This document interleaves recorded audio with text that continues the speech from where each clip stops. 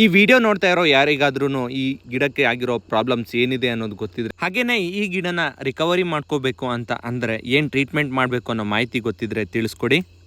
ಈ ಗಿಡಕ್ಕೆ ನಾವು ಸುಳಿಕೊಳೆ ರೋಗ ಬಂದಿದೆ ಅಂತ ನಾವು ಅಂದ್ಕೊಳ್ತಾ ಇದ್ದೀವಿ, ಬಟ್ ಪರ್ಟಿಕ್ಯುಲರ್ ಆಗಿ ಹಾಗೆ ವೈಜ್ಞಾನಿಕವಾಗಿ ಏನು ಹೆಸರು ಮತ್ತು ಕಾಯಿಲೆ ಇದಕ್ಕೆ ಅನ್ನೋದು ನಮಗಂತೂ ಗೊತ್ತಿಲ್ಲ.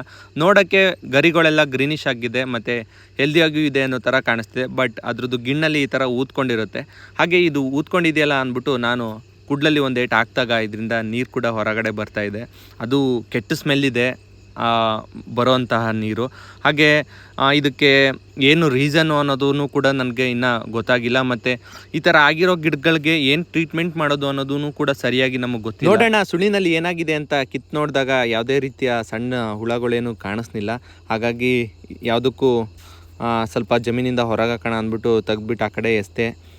ಪ್ರಾಬ್ಲಮ್ಸ್ ಏನಾಗಿದೆ ಅನ್ನೋದು ಯಾರಿಗಾದರೂ ತಿಳಿದಿದ್ರೆ ಮಾಹಿತಿನ ಹಂಚ್ಕೊಳ್ಳಿ ಅಂತ ಹೇಳ್ತಾ ನಾನು ಈ ವಿಡಿಯೋನ ಇಲ್ಲಿಗೆ ಎಂಡ್ ಮಾಡ್ತಾಯಿದ್ದೀನಿ. Thank you for watching.